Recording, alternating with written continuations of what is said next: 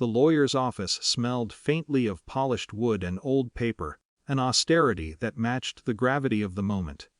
I sat quietly, hands folded, watching my stepmother straighten her posture, her eyes flicking toward me with that familiar glint of triumph she thought she deserved.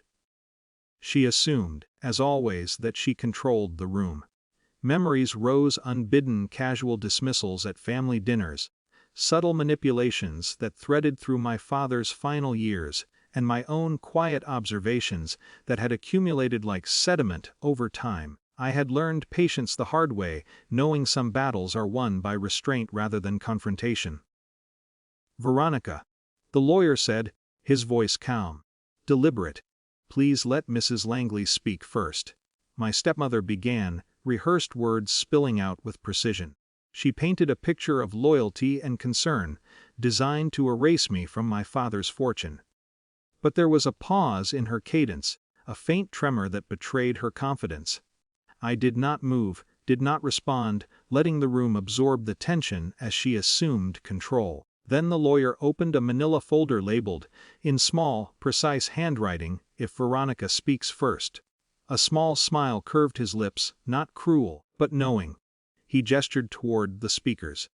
Silence settled over the room like a tangible weight.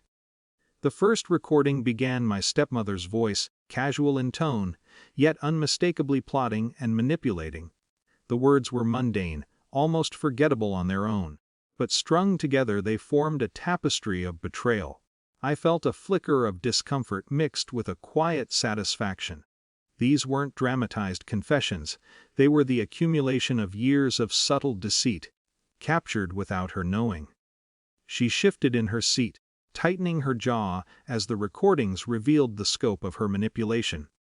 Memories of 3 years passed through me, small phone conversations I had overheard, letters I had kept, moments I had allowed to slip by in order to observe. I had built, silently, a map of her strategies, and now they were being unfolded for the room to see. The lawyer intervened at a pivotal moment, his tone calm but firm. 12 subsection B, and the documented correspondences indicate your attempt to override the intended beneficiary is legally ineffective. His words cut through the room, clear and undeniable.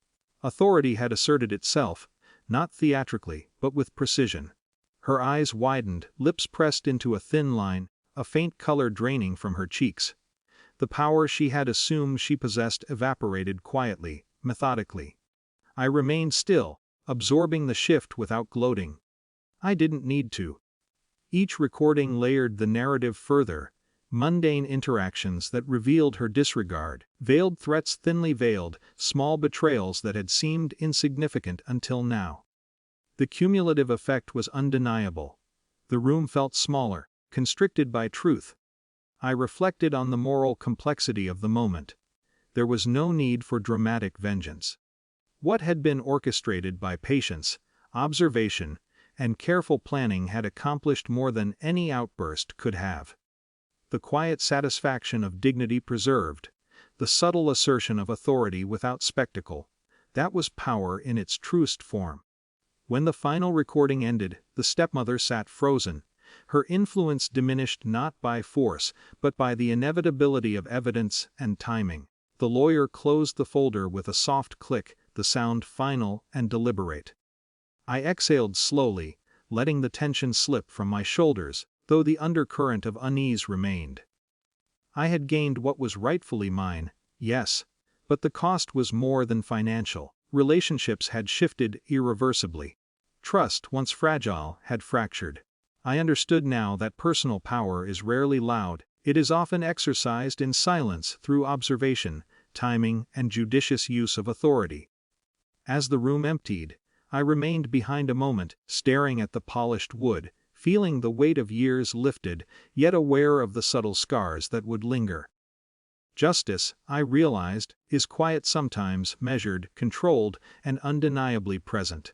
And in that quiet, I found a new sense of self, not triumphant, but composed, aware, and resolute. The lawyer gave me a brief nod, a silent acknowledgement of the balance restored, and I understood that some victories need no celebration. They speak in the calm certainty of consequences fulfilled.